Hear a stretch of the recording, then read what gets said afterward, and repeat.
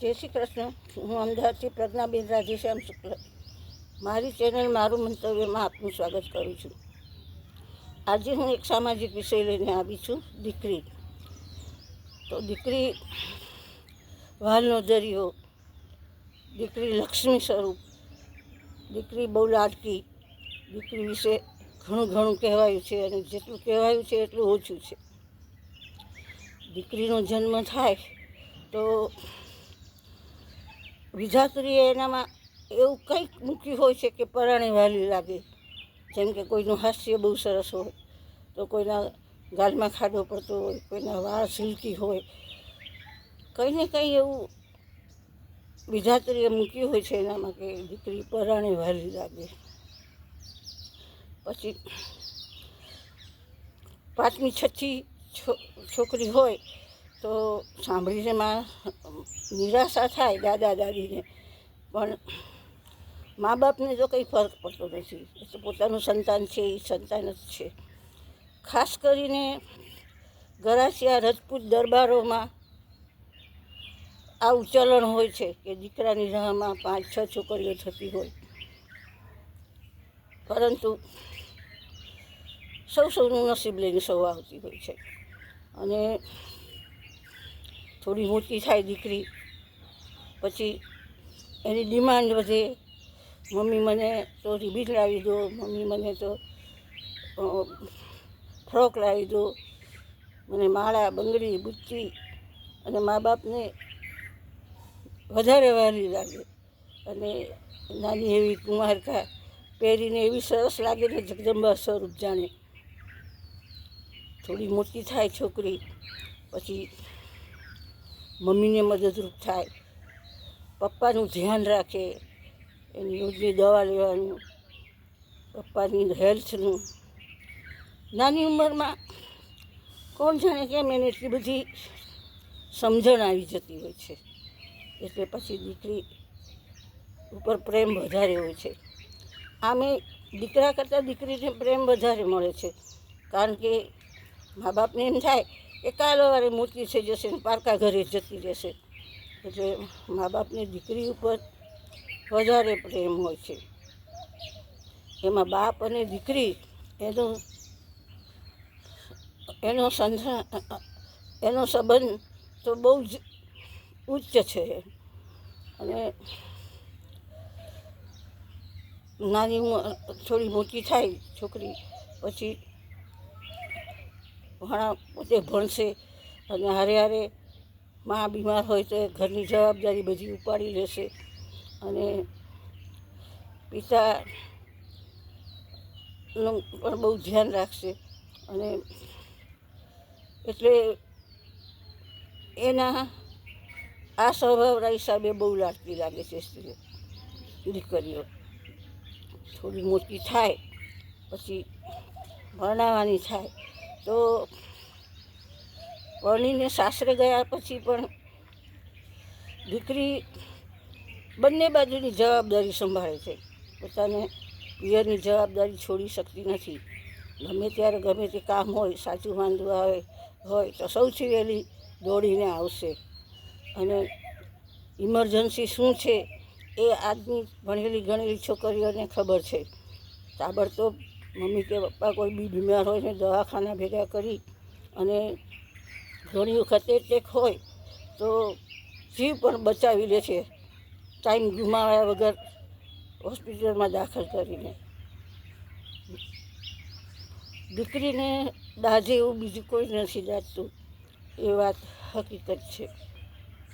પછી જ્યારે શ્રાવણ મહિનો આવે ને 40-45 વર્ષની સ્ત્રી હોય તો એને પિયર જવાનું મન થાય. બાળકો હોય પણ પિયર જવાનું એને મન થાય. પિયર ગયા વગર રહી શકે નહીં. અને સાતમ આઠમ આવે એટલે પિયર જાય. પિયરિયા પણ એની રાહ જોતા હોય. અને પછી નાનપણની બહેનપણીઓ અને એની સાથે મોડાકત કે વ્રત હોય ત્યારે વગડામાં જવું રમવા માટે અને બોરડીના બોર તોડીને ખાવા. આંબાએ કેરીઓ પથ્થરથી તોડીને ખાવી, એ બધું બહુ યાદ આવે.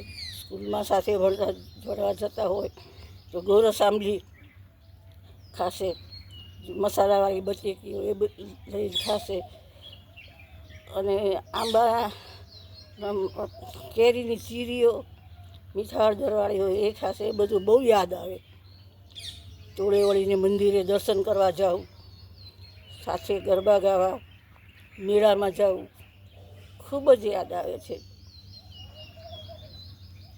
એટલે તો પેલા ગીતમાં કહ્યું છે, અબ કે બરસ ભેજો ભૈયા કો બાબુલ, सावन में लीजो बुलाए रे, लौटेगी जब मेरे बचपन की सखिया, दीजो संदेशो जाए रे, अब के बरस भेजो भैया को बाबुल, अम्बुआ तले फिर से झूले पड़ेंगे, रिमझिम पड़ेगी फुहार, लौटेगी तेरे आंगन में बाबुल, सावन की ठंडी फुहार, अब के बरस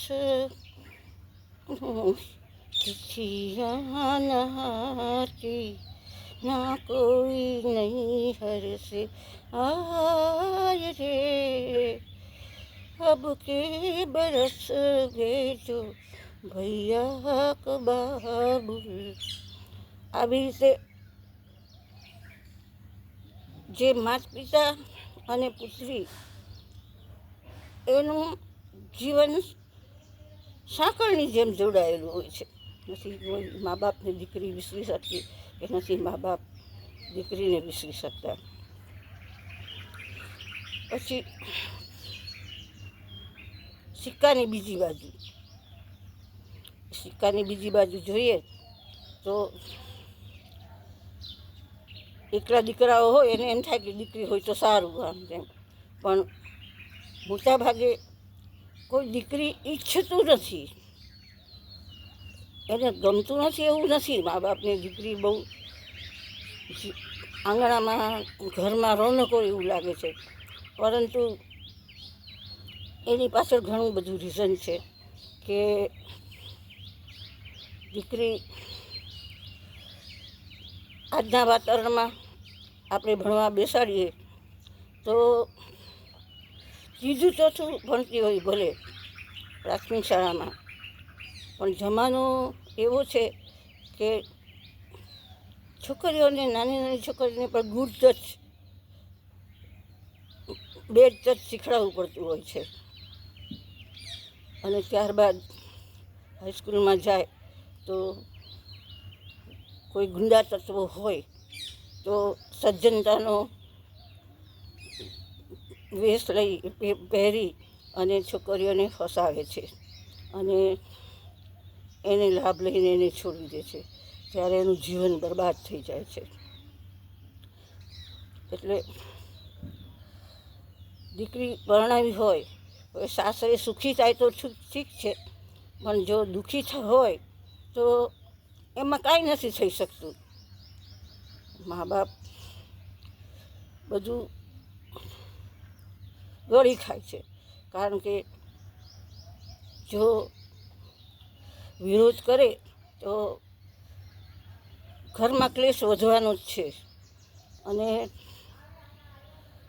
ખાનદાન મા બાપના છોકરાઓ છોકરીઓ બધું સહી લે છે, કારણ કે એના બહુ પ્રત્યાઘાતો પડતા હોય છે. અત્યારના જમાનામાં લોકો કહે છે કે પોલીસ ફરિયાદ થાય છે અથવા તો છૂટાછેડા લઈ શકાય છે, પણ એના બહુ પ્રત્યાઘાતો પડતા હોય છે. કે એના બહુ પ્રત્યાઘાતો પડતા હોય છે કે કોર્ટની અંદર સાચા ખોટા આક્ષેપો થાય, એમાં જે સાચી વ્યક્તિ હોય એને બહુ અસર કરે, અને એના નાના ભાઈ બહેનો હોય એ ડાયવોર્સ થઈ જાય પછી એટલા બીજા બીજા ઉપર આક્ષેપો લગાવ્યા હોય કે નાના ભાઈ બહેનોની સગાઈ નથી થતી, બહુ બદનામી થાય છે. એટલે મોટાભાગે પોતાની દીકરી દુઃખી હોય તો જતું કરે છે, સહન કરી લે છે, અને દીકરી પણ બધું સહન કરી લેતી હોય છે. ભલે જમાનો આગળ આવ્યો છે, પણ આ તો બધી હકીકત જ છે. મોટાભાગે આવું થતું હોય છે. ત્યારબાદ આપણે જોઈએ છીએ કે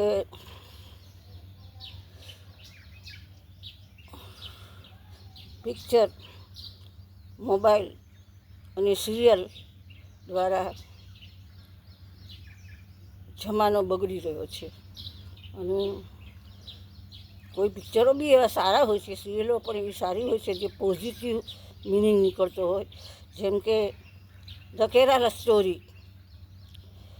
એ પિક્ચર જોયા પછી મા બાપે બોધપાઠ લીધો છે કે છોકરા છોકરીને ધર્મ વિશે એટલું તો જણાવવું જ પડે કે આપણા ધર્મમાં શું ઉચ્ચ છે. પરદેશી લોકો આપણું ધર્મ જાણવા આવે છે, સ્પિરિચ્યુઅલ નોલેજ લેવા આવે છે, તો આપણા ધર્મમાં એટલું બધું સાચું છે. આપણું ધર્મ એટલો ઉચ્ચ છે કે લોકો આપણા ધર્મ તરફ આકર્ષાય છે. અને પોતાના ધર્મ માટે જો ગૌરવ હોય તો કેરાલા સ્ટોરીમાં બતાવવામાં આવે છે એવી રીતે કોઈ કહી ન શકે કે તમારા ધર્મ કરતાં અમારો ધર્મ સારો છે. એટલે આ બધું સિરિયલો, પિક્ચરો, સોશિયલ મીડિયા પરથી સુધારો બી લાવી શકાય છે. અને આવું બધું હોતું જ હોય છે. બસ આટલું કંઈક મારું મંતવ્ય પૂરું કરું છું. આપને જો આ મારો વિડીયો ગમ્યો હોય તો લાઈક કરજો, શેર કરજો, સબસ્ક્રાઈબ કરજો. જય શ્રી કૃષ્ણ.